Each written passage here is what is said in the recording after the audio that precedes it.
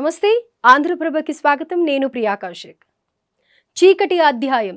ఎమర్జెన్సీకి నేటికి 50 ఏళ్లు. కాంగ్రెస్ పై నిప్పులు చెరిగిన మోదీ ప్రజాస్వామ్యాన్ని తాకట్టు పెట్టిందంటూ ఫైర్. హస్తం పార్టీపై నిప్పులు చెరిగారు భారత ప్రధాని మోదీ. దేశంలో అత్యవసర పరిస్థితికి 50 ఏళ్లు గడిచాయన్నారు. భారతదేశ ప్రజాస్వామ్యాన్ని అప్పటి కాంగ్రెస్ ప్రభుత్వం తాకట్టు పెట్టిందని తీవ్ర స్థాయిలో మండిపడ్డారు మోదీ. చీకటి రోజుల్ని గుర్తు చేసుకున్నారు మోదీ. ఆనాటి పరిస్థితులు, అనుభవాలను ప్రతి ఒక్కరూ సోషల్ మీడియా వేదికగా పంచుకోవాలని పిలుపునిచ్చారు. భారత్లో అత్యవసర పరిస్థితి జూన్ 25, 1975న అప్పటి కాంగ్రెస్ ప్రభుత్వం ఈ ఎమర్జెన్సీని ప్రకటించింది. ఇది భారత చరిత్రలోనే ఓ చీకటి అధ్యాయంగా నిలిచిపోయింది.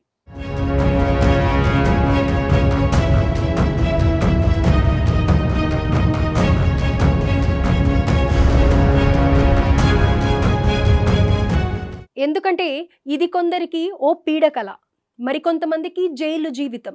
ఈ పరిస్థితికి 50 ఏళ్లు పూర్తయినప్పటికీ చాలా మంది ఆ చీకటి రోజులను ఇప్పటికీ మర్చిపోలేదు. ఇదేమీ 1-2 రోజులు కాదు, ఏకంగా 2 సంవత్సరాల పాటు కొనసాగింది. అప్పటి ప్రధానమంత్రి ఇందిరాగాంధీ ఆ సమయంలో దేశవ్యాప్తంగా అత్యవసర పరిస్థితిని ప్రకటించాలని పిలుపునిచ్చారు. ఇది 1975 జూన్ 25న స్టార్ట్ అయిన అత్యవసర పరిస్థితి 1977 మార్చి 21 వరకు, అంటే దాదాపు 21 నెలల పాటు కొనసాగింది. ఓవరాల్గా ప్రజాస్వామ్య భారతదేశంలో ఒక చీకటి దశగా చెప్పుకోవచ్చు. అందుకే ఎమర్జెన్సీని అప్రజాస్వామిక పాలనకు ఎగ్జాంపుల్గా చెబుతారు చాలామంది.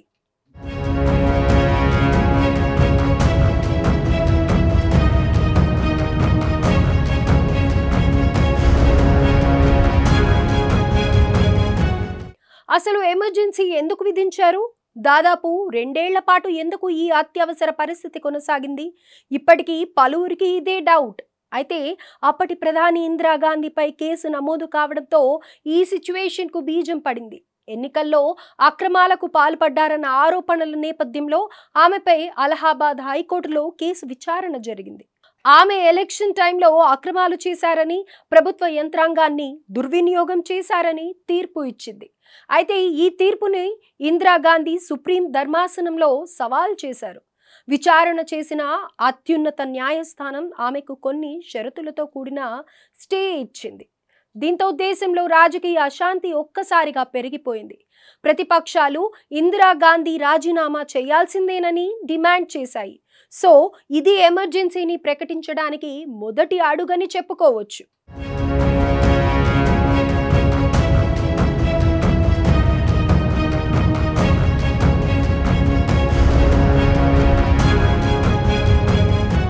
ఇక అదే టైంలో జయప్రకాష్ నారాయణ సంపూర్ణ విప్లవాన్ని స్టార్ట్ చేశారు. దీనికి రీజన్ కూడా అలహాబాద్ హైకోర్టు తీర్పే. ఈ క్రమంలోనే ఇందిరాగాంధీ రాజీనామా చేయాల్సిందేనంటూ డిమాండ్ చేశారు.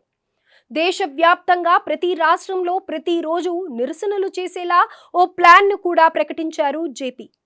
దీంతో ఇందిరాగాంధీకి వ్యతిరేకంగా యావత్ దేశవ్యాప్తంగా నిరసన జ్వాలలు ఒక్కసారిగా బగ్గుమన్నాయి. ఇది ఎమర్జెన్సీ వైపుగా ఆలోచన చేయడానికి రెండో అడుగుగా చెప్పుకోవచ్చు. ఇంకేముంది, దేశమంతా అగ్రజ్వాలలు చెలరేగుతున్న నేపథ్యంలో పరిస్థితి చేజారిపోతూ వచ్చింది. దీంతో ఇందిరాగాంధీ 1975 జూన్ 25న అత్యవసర పరిస్థితిని ప్రకటించారు.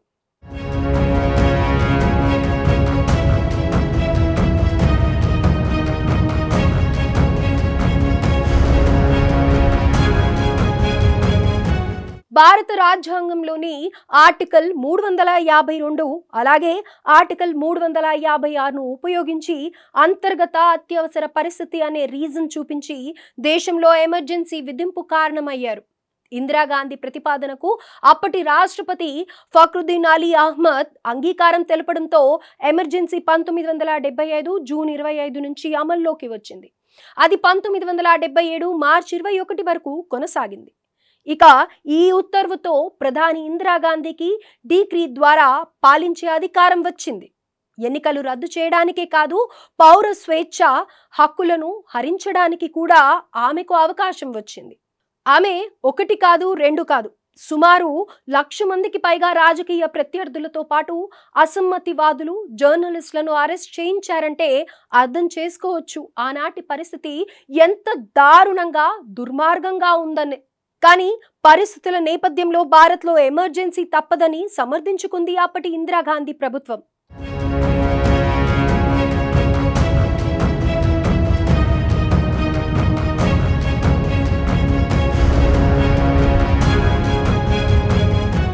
భారతదేశ చరిత్రలోనే చీకటి రోజుల అధ్యాయంగా మిగిలిపోయిన ఎమర్జెన్సీ విధించి 50 ఏళ్లు పూర్తయి ఈ సందర్భంగానే బీజేపీ దేశవ్యాప్తంగా సంవిధాన్ హత్యా దివాస్ అభియాన్ను చేపడుతోంది. మరోవైపు దేశంలో ఎమర్జెన్సీ పరిస్థితులపై ప్రధాని నరేంద్ర మోదీ ఎక్స్ వేదికగా స్పందించారు. దేశ చరిత్రలోనే ఎమర్జెన్సీ చీకటి అధ్యాయం అన్నారు. ఈ క్రమంలోనే సంవిధాన్ హత్యా దివాస్ గా భారత ప్రజలు జరుపుకుంటున్నారని మోదీ తెలిపారు. అప్పటి కాంగ్రెస్ ప్రభుత్వం ఎమర్జెన్సీ విధించి దేశ ప్రజాస్వామ్యాన్ని అరెస్ట్ చేసిందని ఆరోపించారు. ఆనాటి చీకటి రోజులను భారతీయులెవ్వరూ మర్చిపోలేదన్న ఆయన ఎమర్జెన్సీకి వ్యతిరేకంగా పోరాడిన వారికి సెల్యూట్ చేశారు.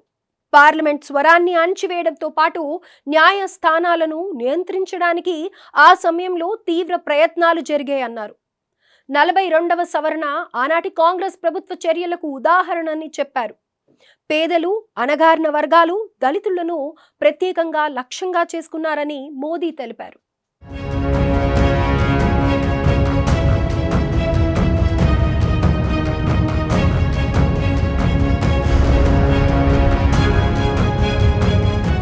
అయితే ఇప్పుడు దేశంలో ప్రజాస్వామ్య వ్యవస్థను రక్షించేందుకు రాజ్యాంగంలోని సూత్రాలను మరింత బలోపేతం చేస్తామన్నారు ప్రధాని మోదీ.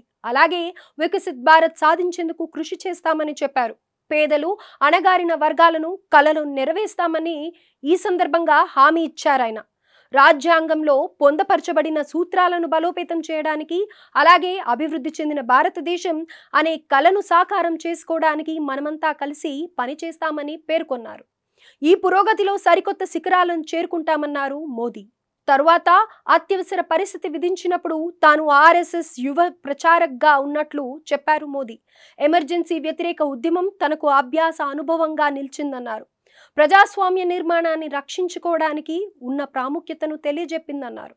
అలాగే తన అనుభవాలలో కొన్నింటిని బ్లూ క్రాఫ్ట్ డిజిటల్ ఫౌండేషన్ ఓ పుస్తకం రూపంలో అందించడం సంతోషంగా ఉందన్నారు.